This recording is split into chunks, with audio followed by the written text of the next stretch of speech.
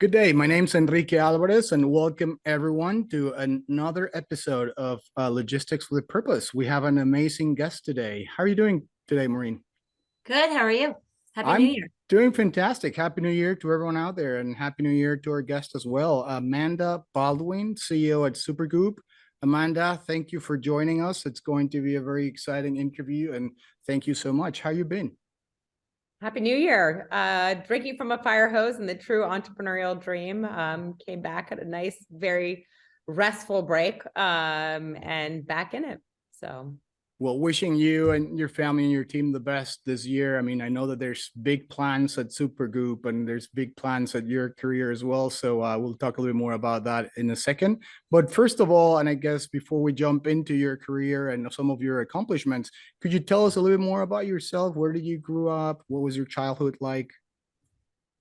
I'm a native New Yorker. I've made it all of 20 blocks in my life is kind of what I joke about, which is good. I don't know, but it is who I am. So I grew up in New York City.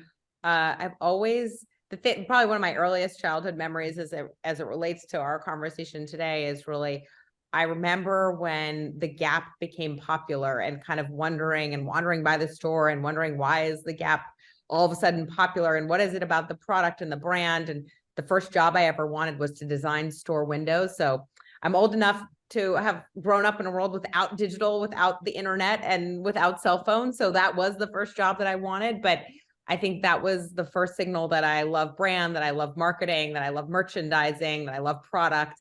That was in me from the beginning. There's been a long and exciting journey to kind of get to where I am today, but I think it was really rooted in that. And I had an amazing education, really had incredible opportunities from a very young age and was really taught from a very young age to figure out how to use that to hopefully make the world a better place. And I think that was a value that was really instilled in me very early on by my parents. And so leading Supergoop is kind of one of those things that I never would have put down on a piece of paper as this is what I think I'd be doing at this age, because none of the things that make Supergoop special probably even existed at the time.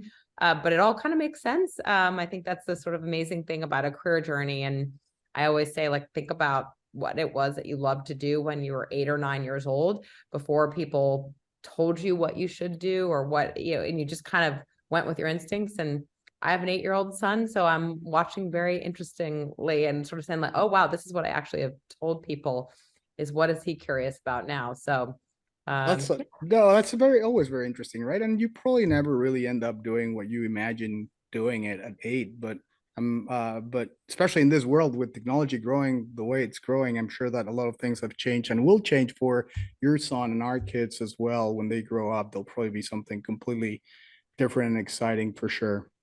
Yeah, no, it's fun to imagine. And I think it's about finding kind of the things that you're really passionate about. And and again, I get into these sort of philosophical conversations with my son about this, about like, what does it mean to really love something and really be motivated to do it? And I think that's what we're all after. And I don't think there's any one right answer, but I think there's a right answer for you. And I know we went to business school together, and I think when I look at people and kind of where they are in their careers now, the ones that are really thriving are the ones that really sort of followed their I heart. agree. Yeah, totally agree with that.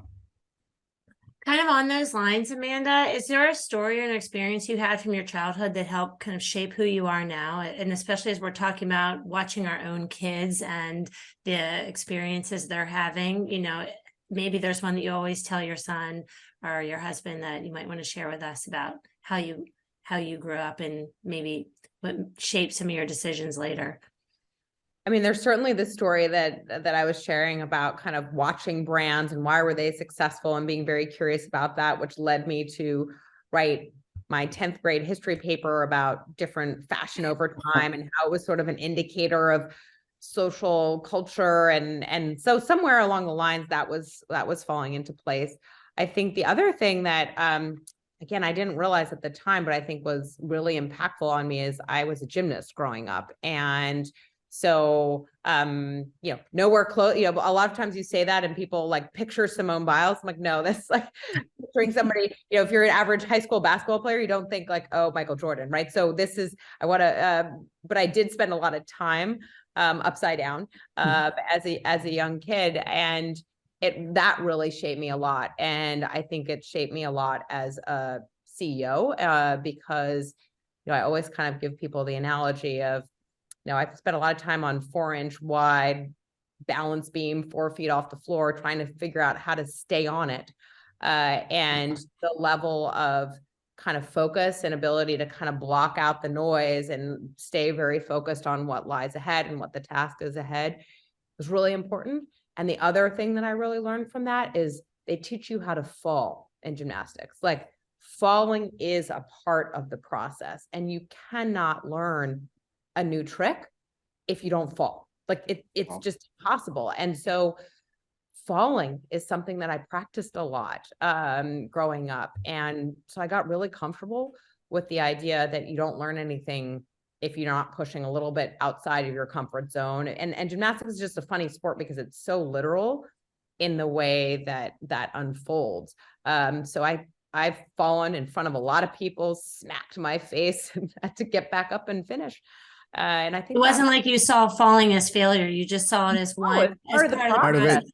It was literally like, they'd be like, here, now you're going to first try this trick where you're going to fall into this pit of foam. And now we're going to put these guardrails on, and then we're going to take those off. And it was the way you built a skill was so unique that I think it really, again, I can barely touch my toes anymore, but it certainly, I don't believe that for a second. it impacted me very much from a mental point of view that I didn't realize at the time, but I think it really shaped how I approach things.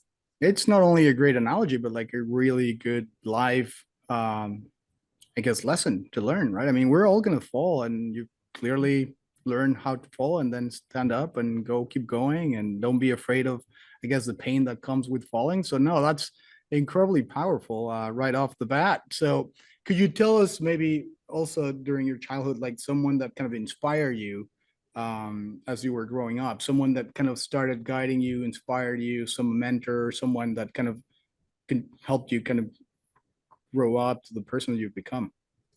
There's so many people. I think whenever I get asked that question, I never picture one face. I picture many faces. And I picture different people along different junctures in my life. I picture teachers that I had at various different ages. I picture people that I met in college, friends that I've had. Sometimes they're friends, sometimes there's quote unquote authority figures, teachers that you have. They're some of the people that I worked for early on in my career. There's some people that I may have seen on a stage once, but I've always been someone who's sort of watching and absorbing. We asked a little bit about, being a kid. And I think my mother said that when I was little, I would always sort of just be soaking it all up and very quiet and just kind of watching things. And I think that's probably a lot of how I've learned. And so there's been very direct mentorships. And then there's just been a lot of people that have led me by example and by just sort of watching them in action, but many, many, many people along the way, and still many, many people. Wow. You've had a really impressive career, Amanda. I mean, recently you were named the Ernst & Young Entrepreneur of the Year in 2022. You're part of the top 25 women leaders in consumer health tech. You made the 2022 Inc. 5,000 list. I mean, these are significant accomplishments, and our sincere congratulations to you, and I'm sure the team that helped you with that. How did you start your journey in the beauty industry? You've talked about mentors and different experiences. Has your entire career been in this field, or can you give us a little bit of background about how you got there? Yeah. And thank you for also saying that those awards are about my team, because it's always very hard for me to hear those things and not acknowledge the fact that, yes, I'm sometimes the one standing on the stage, but I do not do this alone. And I did, as we sort of alluded to in the beginning, I didn't ever imagine that this was where I would be. When I came out of college, I had this sort of interest in business that was rooted in, I think, marketing and advertising. And again, some of these stories that I was telling of early days walking around the streets of New York, but I didn't really know how you got into business. Again, I was young and kind of learning along the way.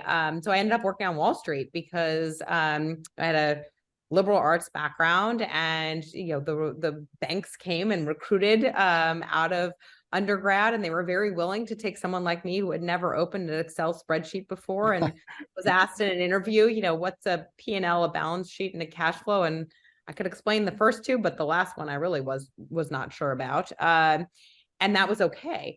So I started on Wall Street. I started as a banking analyst at Goldman. I had a great couple of years, and then I went into a private equity job after that, was pretty much the way that a lot of people operated, that were kind of coming from a similar background that I was. But when I was in private equity, I was working all on consumer retail businesses. And that was the moment where I really realized and kind of reconnected with some of those experiences that I had had as a child. And I sort of remember that in one of my first deals, we were walking the floor of a company that we eventually ended up investing in.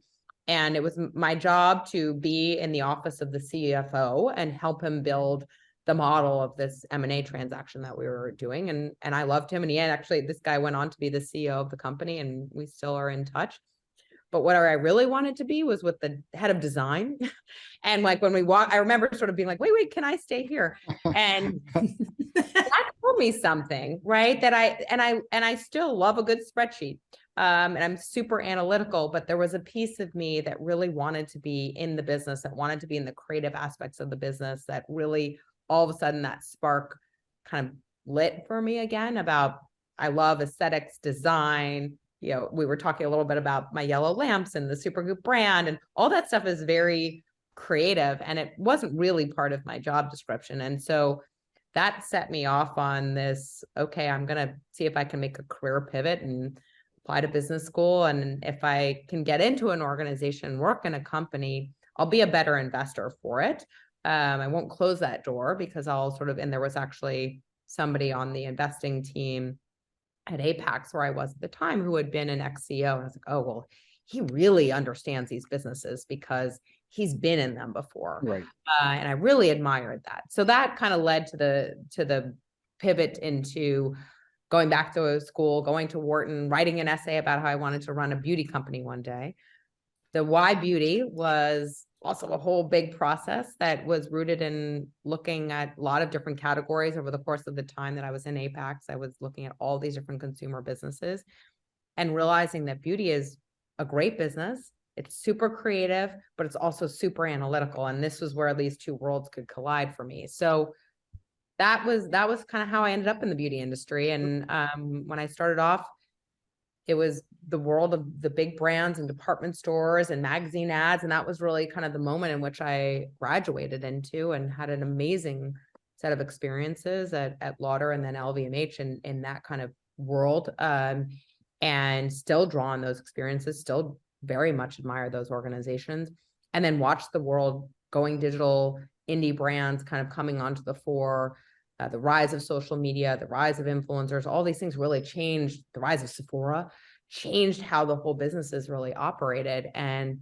I was really excited to be a part of that. So that was kind of how I started going back into a smaller entrepreneurial thing. I don't think the irony of winning an Entrepreneur of the Year award is, unlike probably 99.999% of people who end up on the list that you mentioned, I never thought I was an entrepreneur. I've only, and Holly, our founder, who's so amazing, she comes from an entrepreneurial family. She had 6 businesses before she was 16. Like, that's usually what you hear when you hear about an entrepreneur. And it's only later in life that I think I've always been an out-of-the-box thinker. I've always kind of wanted to challenge the status quo, but I don't think I ever really realized I would ever be in a situation like this. It came much later in life.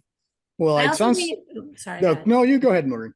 I was gonna say, I just think it takes a lot of courage when you're early on in your career to make a pivot like you did, because you're coming out of undergrad, you have a couple of years under your belt, maybe you're paying off student debt, or you're still trying to get your feet wet in the business world, and to kind of pivot the way you did and more follow what your heart was saying rather than maybe what your checkbook needed to justify. I think that takes a lot of courage, and I think you can say you are leading by example in that way, because I don't think most people really do that. They think about it and then they wonder maybe 10 years later why they haven't done that.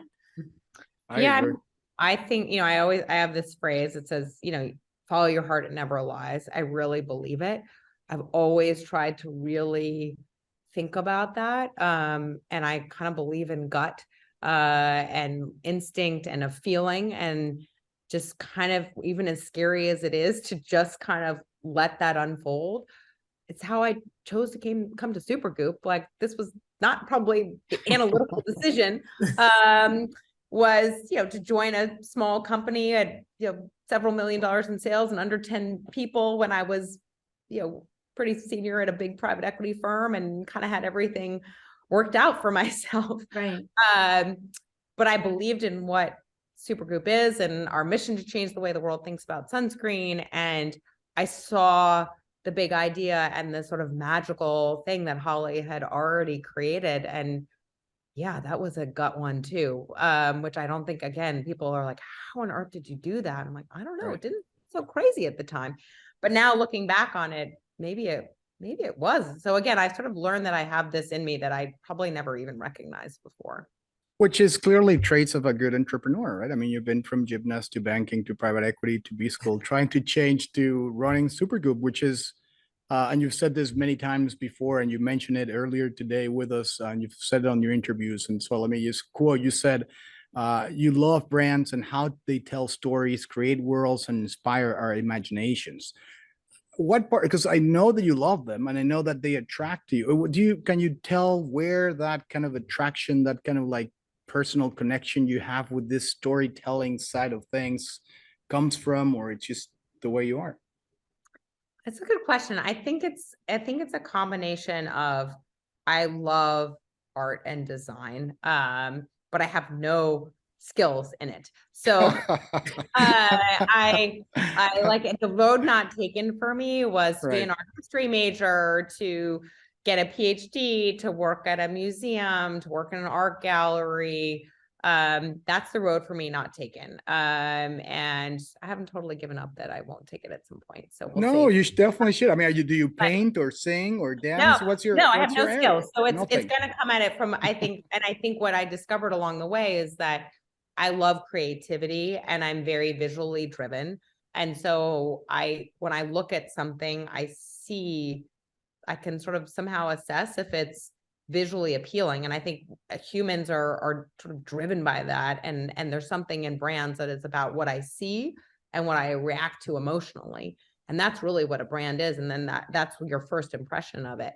And I think, so that love of aesthetics and like, what does something look like, or what does it sound like or smell like, or all those things.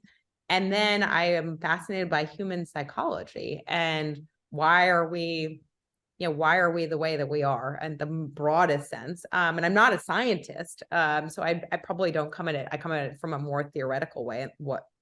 And that's what I studied in college. And I think brands are the intersection of those things. Yeah. I think they're a real reflection of the world that we live in. And so my curiosity about humans, curiosity about people, kind of somehow, that's where those two things connect. And I think that's always been at the underpinning of why I kind of come back and love my job, is because that's really what I do all day.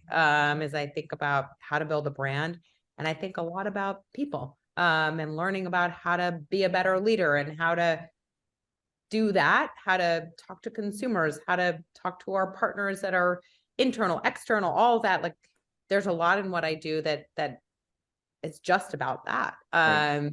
And I think it's something I really enjoy because I'm curious about it. And I think that was something that was somehow instilled in me early on, but that's one I can't totally put my finger on. No, that's fantastic, and thanks for sharing. And at the end of the day, I feel like what you said, just brands reflecting human behavior and feelings and things like that, of course, is very appealing. And do you think that's why you ended with Supergoop? Because there's tons of other beauty companies out there, but we know Supergoop's very special, and the way they do things is different. And I guess it's a quick two-part question. Just for people that might not know what Supergoop is, which sure they've been living under a rock for the last couple of years, No, we but still have a lot of opportunity. but it's a great brand. They're don't doing know it, things different. So but what is Supergoop for people that don't know? And then do you think that kind of the magic or the reason why you ended up kind of deciding this path has to do with their story, their feelings, the people, the culture? yeah. So Supergoop is the first and only lifestyle brand 100% dedicated to sun protection. What that means is that we are changing the way the world thinks about sunscreen. And I mentioned Holly, it is rooted in her founding story. It will always be rooted there. And she had a friend who was diagnosed with skin cancer at age 29. And that started her on an entrepreneurial journey. And she did have these instincts that were built into her from a very young age of saying, well, I'm going to create a product and a brand that's going to change that. And that is what she's dedicated her life to for nearly 20 years now. That journey has been unfolding. I joined the almost 7 years ago, 6.5 years ago. So I still have, I'm a relatively late comer to the foundations of this brand. And I think that like what really struck me when I met Holly and heard her story, and it was still a very young brand at the point, and I still think of us as a very young brand in the grand scheme of what we hope to accomplish, was how big the idea was, how rooted in scientific fact it is, and how special the brand is. And this was the investor in me that was listening to the story. I mean, remember when I was kind of met Holly, I was a consumer investor, and what bigger investment can you make than your own career? And so I felt like she was onto something that had the potential to be a global powerhouse that created and defined a category that did not exist.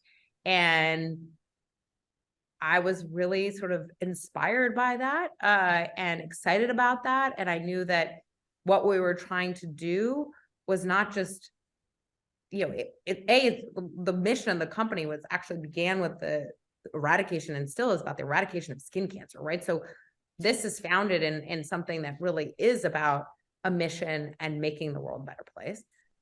And the brand has this spirit of joy, and we say we're spreading the sunshine. And what you're able to do in sunscreen is inherently a lot of the things that are really positive in life, right? And I just was really drawn to that. And then Holly's an amazing founder, and that for me, it was a big career opportunity because she was like, okay, I know I need somebody who's going to help me build this business. She had this incredible vision. She still has an incredible vision. And, she was willing to kind of let me be a part of that. Wow. Well, we haven't talked yet specifically about any of the products, which I think we'll get to at some point. But most recently, you guys have done a launch with the first of its kind mineral sunscreen. And I will admit that I have bought like the spray and make my kids spray themselves before we go in the pool or out on the beach or things like that. But I am not an educated consumer on sunscreen other than some is better than none. So I would love to tell us about like what makes like a mineral sunscreen different, or what makes it first of its kind, because, I could be a new customer today. Yeah. So everything that we do is rooted in, again, this mission: change the way the world thinks about sunscreen so that everybody is wearing it every single day. We believe that there are times and places for clean chemical sunscreens, mineral sunscreens. They operate in a different way, and we could go down, talk all about the science of it. But from a short version of the story, chemical sunscreens can be invisible. They can be sprayed on. They can be they can blend much better into the skin. They tend to be much more friendly when it comes to sweating through it. So you actually, when you're doing something really active, those are really great choices. Mineral sunscreens are small little white particles made of zinc or titanium that sit on the surface of the skin, which means that they are great options if you have sensitive skin. They're great options if you have a really young baby. They're great options if you have acneic skin. Like, there's many reasons why you might choose a mineral sunscreen. The product that you're referencing is called bioretinol plus SPF. It's within a franchise that we have called Daily Dose, where we're taking other ingredients that are really well known and well respected within the dermatologist community, retinol, vitamin C, ceramides, and combining them with SPF, because the reason that you want SPF with the rest of your skincare is because kind of none of it means anything if you're not protecting yourself from the sun.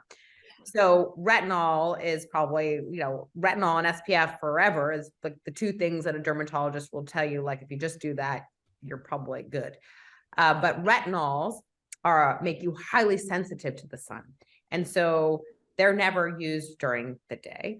So that's what really makes this a unique formula. We used a bioretinol, which is plant-based, versus retinols, which are made in lab, that is also better for sensitive skin. And we combine it with SPF, which makes it really, that's what's sort of first to market about it. But the reason that we did that is because we think, like, if you can combine those two ingredients, they're going to work more effectively. And then somebody can continue and kind of get into this positive cycle. Retinols basically make your skin cell turnover more rapid.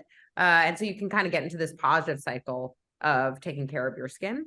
The reason it's a mineral formula is because of the, making sure we're not, the skin can be more sensitive when you're kind of going through a retinol routine, but also because of how the ingredients combine. Sometimes you can combine certain ingredients with mineral sunscreens. They won't combine with chemical sunscreens. There's a whole chemistry behind all this. So very long-winded answer, but I think relevant to sort of how we think about how we develop product and the level of attention to detail that goes into the choices that we make are really pretty profound. Well, and it's amazing the depth of all this, the science, right, behind sunscreens, products that we all use very regularly, daily. We should use more. We should regularly, daily, probably. I guess. I should start using them daily that, too. yeah. But no, the science there, and of course, you guys always pick the very best components. And I wanted to slowly shift gears here a little bit to the sourcing part of it, the supply chain logistics side of things. So all the materials, all the raw materials don't affect the environment. They're healthy, they're natural, they're pretty safe to use, as you explained a little bit. And adding to that, you also have a pretty good and strong, and I would say creative recycling program, right? That shows that Supergoop cares not only about the sunscreen, the customer, but they also care about the planet. Could you share a little bit more about why do you guys do that, and what the program's all about, and all this reverse logistics strategy that I know are very passionate about? Yeah. And look, at the end of the day, we are doing, our product is about doing good things for your skin, but it also needs to be respectful of the planet. And so I've always believed, and it's something that, our team really shares, is the single biggest thing that the beauty industry, I believe, is on the hook for is the amount of packaging that we put into the system, right? Like, it just is a lot. And so how do we think about making that better, right? There's a whole series of initiatives, some of which are out in the universe now, some of which are going to take several years for us to even be able to accomplish. How do we think about bringing those to life is really the work that we're doing. I think what you're referencing is that we launched a program with TerraCycle this year to make sure that we were offering our consumers the opportunity to recycle the packaging that we already have out in the market. And so we'll sort of take that on with them, and you can send it back to our DTC site, and then we'll work with TerraCycle to do that. We also are putting products into the market now that are already curbside recyclable, right? So so there's a lot of different ways to think about that. There's secondary cartons are 100% recyclable. So we're going to think about, as we launch things in the future, what can you do refillable? There's no one way to do this. Right. I think that and I believe in progress over perfection, right? And I think being really open and honest with people, I think, is really important, because I think it's easy to kind of use a lot of big language, but we really are very careful about being very open and honest about where we are on that journey, and saying we're moving these things forward. We still have work to do. The whole industry has work to do, but it's something that we think I've seen a huge amount of progress in what I've seen in packaging in this industry over the course of the five years, where you can deliver on some of the expectations that a consumer has, not asking them to sacrifice, and be able to be better for the planet. And that's really what we're trying to achieve. Wow. Okay. Kind of along those lines, talking about purpose-driven, giving back. What we've kind of read and learned about Supergoop is that a key part of creating it was focusing on children's exposure to the sun. You mentioned earlier you have an 8-year-old. I have a couple of children as well, and I really struggle to kind of really get them to understand the importance of sunscreen. And so any words of wisdom or experience that you have kind of in your own household, trying to get your 8-year-old to really understand, the importance of sunscreen, and not just running out in the sun or at the beach or whatever without it. Yeah, I mean, then this, you nodded to the origin of our brand, and the first Supergoop sunscreen was in classrooms. Holly was a teacher and a harpist before this part of her journey in life started. And so that was the original business plan, was to put things into schools to educate children on the importance of wearing sunscreen. Turns out that it's a really fantastic charitable initiative now for us as an organization. Not an easy thing to scale a business and to actually be able to do as a standalone thing. So that was the pivot to retail. And again, there's like many interesting iterations that came after that, but we now do have a program called Ounce by Ounce, where we will mail anybody a pump of sunscreen for their classroom. So if a teacher emails us and says, we'll happily do that. So that's still in the sort of how we operate as a business. I think in terms of tips, are the same tips that we use for adults. Make it fun. Make it something you love. I mean, we were talking a little bit about New Year's resolutions before we jumped on the podcast. I think, why do they not stick? Why do habits not stick? It's because nobody really likes them. Right. So the sort of, I guess, somewhat obvious but very profound insight at the origin story and the creation of this brand was, it wasn't that there was no sunscreen to wear. It's that nobody actually liked it. And so how do you change that? You change the product, you make it feel really great on the skin. You create a sunscreen mousse that was inspired by the shaving cream wars of Holly's kids on a lawn. Or you find textures that are really enjoyable and wear beautifully under makeup, or that guys enjoy when they're on their run, or whatever it is. So you've got to start with product, but then you wrap it in a brand that is about joy. And somehow that's how we kind of all, I think, start to change our philosophies. And we've seen this happen over the course of the time that I've been. Holly's certainly seen it since the beginning, where all of a sudden sunscreen is becoming something that people look forward to and they take pride in and they enjoy. And you cannot win people over by scolding them or scaring them. As scary as 1 in 5 people will be diagnosed with skin cancer actually is, that's not going to make anybody change their behavior. Absolutely. Have you guys had any, sort of marketing or initiatives where you're kind of giving out samples or doing things where you've seen the change? Like someone said, a bunch of guys running or something where maybe they wouldn't ever think about wearing sunscreen, and then somehow they got their hands on some Supergoop, and then it really changed how they thought about, applying sunscreen before they go for a run in the city or something like that.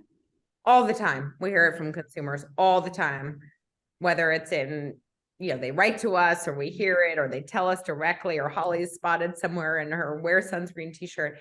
Like, Supergoop is the sunscreen that made me wear sunscreen. Like, that's what our goal is. Like, that's the line that we're hoping for. And it's not the same product for everybody. And I think everybody we have 50 formulas now. And it's not about one size fits all. I think that was the other thing that was very unusual. This is, we're here to talk about logistics. This is not an easy logistical problem when you have 50 plus different formulas and different shades and sizes and regulated and all over the world. And like, that's a hard thing to figure out how to do.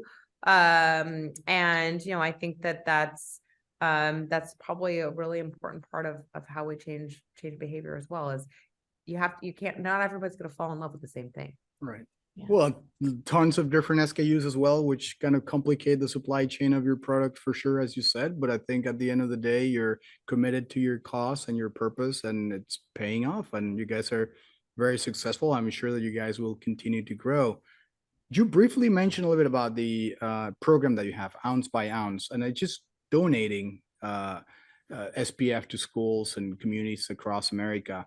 I know that for people that are listening to us, if you are a teacher or a dean, or you actually know someone in a school, which I'm sure everyone does, you can go to your website, right, Amanda? And then actually, because you can apply for this, right? There's a form. Yeah. So I think we just need to make sure that we have because different schools have different policies. We ask for a form to be filled out, but it's on our website. Mm-hmm. So I encourage everyone to do that. And congratulations again. This has been, it's a great brand and has a great purpose behind it, and the ounce by ounce kind of initiative is very interesting and exciting. Did you just recently launch it? How can you tell us a little bit more about some of the results of the ounce by ounce?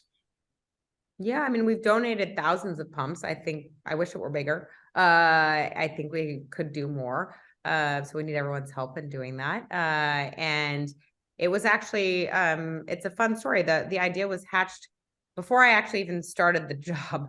I sat down with Holly and her brother, Steven, who was, involved in the company in its earliest days and still is somebody who I talk to. And I don't know how we got on this topic, but it was like, we need to figure this out. Like, what is our, and that tells you something, right? I hadn't even started the job, and this was one of the things we were talking about. And I remember sitting around a dining room table and being like, what should we call it? How does the math work? What can we afford to do? And again, this is before, very small company. How do we do something that we can actually execute when we're, under 10 people? But it's the same concept that it is now. I think, and the strategy of the company is the same strategy that was hatched then. We just are able to do things, with more people, we're able to do more of what we hope to. And that's going to be the strategy going forward. No, that's amazing. And on top of all of the things that you guys do, you're also pushing for legislation, which I don't want to get a lot into it, but I feel like that's a little bit something that's out there as well for the sunscreen industry as a whole, it seems like. And I learned all this from your website, right? There's some states that actually haven't passed certain legislation that doesn't allow you to donate product to schools, even though it could be amazing for the students. Well, you just need a permission slip from your parents, right? So that's why we have to make sure that when we're, that we have these forms that are filled out on the website. But yeah, I mean, look, anything that we can do to help to sort of make sunscreen more accessible. That's really how we think about it, is that you can't stop an epidemic of skin cancer if sunscreen's not accessible, right? So that's really where we kind of will get involved in these sort of things, is to make sure that there are options for everyone, easily accessible, available. And that's really where we put our efforts. In addition to the ounce by ounce initiative, you guys also have a How I SPF initiative as well. Can you talk a little bit about that, about people sharing how they put sunscreen on or how they value it and things like that? Yeah, I mean, my marketing team is just unbelievable, and they're always creating new ways of telling our stories. So I think, How I SPF is really about people explaining, like, how does sunscreen fit into my daily routine, right? And sometimes showing people the different ways and helping them. It's really about helping somebody visualize it in their own way, helping them discover the product that's right for them, and showcasing what I really believe about this brand, which is like, there is no one human or one brand. Like, a lot of times brands will have a single celebrity face and like, this is the image. And I've always been like, we could never do that, because there's no one human that would ever be able to represent all of the diversity and the people that, we want everybody to wear sunscreen every day, right? So a little bit of that initiative is also to show the scope of who, how, when, all these different ways in which the product can be used. So just inspire people a little bit and tell really fun stories. We did our campaign last year was called Every Single Face, very much same as How I SPF. And we had a chef and a ultimate Frisbee playing doctor, dermatologist, and a designer, and just like this breadth of how people are also living their lives as they're wearing sunscreen, and really attaching that to the brand is something that's really important to us. No, that's smart. Definitely, and a great marketing branding team for sure. What have been some of your biggest lessons? I mean, you've experienced pretty much everything. I mean, you've been in the financial side of things and the branding side of things, and you're leading Supergoop. What have you learned, and how have you kind of changed or grown as an individual? Oh, too much for our podcast. Yes, we'll have to have a couple of episodes to follow, but if you could, one of the bigger ones that you can share. Still to come. I think that probably one of the most important things that I've learned is that the only constant is change. And that when you're in a growing company, just really developing a level of comfort and agility and flexibility around change is really important for me as a leader. It's important for the organization to understand that, and I came from big places, right? Where of course we were growing, and of course there was like new things going on, but like the underlying tenure was mostly, okay, what did we do last year? How are we going to slightly tweak it this year? And then we're going to repeat it again. That is not what it is like to build a company. And probably any entrepreneur listening to this can certainly relate to that. That's been something I've learned because I just didn't understand that. But I'm super motivated by it and I'm super inspired by it. But like learning just to get comfortable with that and how to lead through that, how to navigate that, has certainly been the thing that I'm thinking about and sort of recognizing in myself that, you know, who I needed to be at 10 people is different than who I need to be at 150 and beyond. And I'm learning every day. I'm learning every day.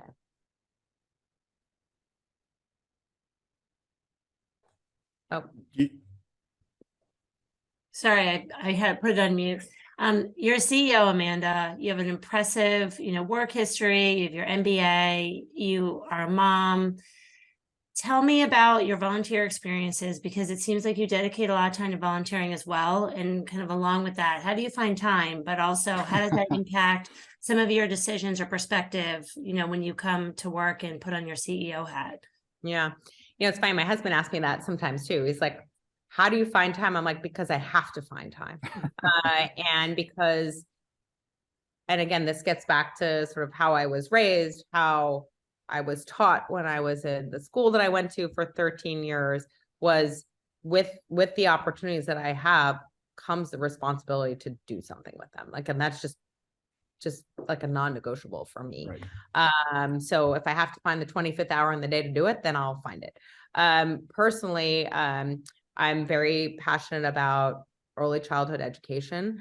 I'm not an expert in it, but I have sort of consistently in my entire life, since I was probably about 7th grade and started tutoring kids as I was 7th grade, I started tutoring a 5th grader for the next 7 years of each other's lives.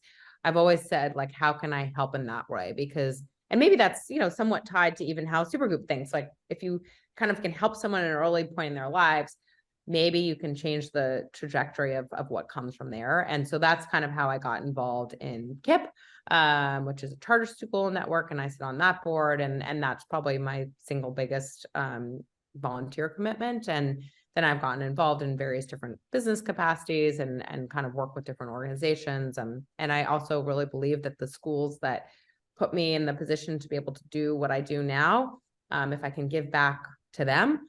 And I sort of have a philosophy of somebody reaches out and asks for help and they're an entrepreneur, they're building a business, like I'll always take a phone call. And for me, it's usually between when I walk to work, it's the only way I get any exercise. And I'll be like, okay, I've got 30 minutes. And as long as you're willing to talk to me in those 30 minutes, 45 minutes, like I'll talk to anybody. And so I think about that a lot too, of like, just, are there little things that I can do along the way? It never feels like enough, honestly, but I try to do the best that I can and also be home and get the homework done and, be a good mom and be there for my friends and my family and all those other things. But somehow I just sort of look at that other stuff as it's what needs to happen. Well, Amanda, thank you so much. Thank you so much for taking the time out of your incredibly busy schedule to kind of come here and share with us a little bit of your upbringing, a little bit of your story, and of course, all the success that Supergoop has had so far. And I'm sure they'll continue to have it with you leading the company and the amazing product that you have and purpose-driven culture. How can our listeners connect to you and purchase Supergoop products? Supergoop.com. It has a full array of all of our products. And if they need advice, there's a great chat function on there that will pop up, and a member of our Sunshine Squad will happily offer any. But if you want to go into a store, Sephora and Ulta carry products. Sometimes people want to touch and feel. And so those are probably the best places for anybody to go and find the product. And, definitely stay in touch. Ask for anything. There's great people to help on the website. So thank you. Maureen, what was your favorite part from this conversation? We covered a lot, and she definitely has an impressive Well, I'm career. just waiting until we finish so I can go into my screen and like go on to Supergoop and see, because I went on earlier this week and I wanted to see, and I'm like, wait, eyeshadow with sunscreen, and I'm thinking like I want to figure out how that works, and I meant now that you said Sephora, I can go in there and maybe. Yeah, it's a good place. They have not everything, but a Yeah. pretty broad range that if you want to try something in store Yeah. before you buy it, you can usually touch and feel most of the formulas there. So Well, and I live, down in the south, so it's going to be warm again in like 2 weeks. So I should start. I'll look at that huge bottle or carton of all the different sunscreens I have. It's out in the garage for the kids, and slip a Supergoop one in there and see how I can get them into it. look forward to hearing your feedback. Yeah, I'm for sure you can ask your daughter, Maureen, because I have a 13-year-old daughter, and she knows exactly what the brand is all about a lot more than I do. If I offer her just ask eyeshadow Evelyn. with sunscreen, that might be like a good segue. It might be a win-win for everybody instead of That's very much how that started, was again, kind of everything goes back to our purpose, but we learned that 5-10% of skin cancers happen on the eyelid. So how on earth are we going to get I had no idea. on Yeah. Neither people's did I. eyelids? You got to make it shimmery. Right. Maybe not for your eyelids, Enrique, but we have an eye cream that I'll go for a little bit more neutral. you never know. Let me get you some glitter eyeshadow.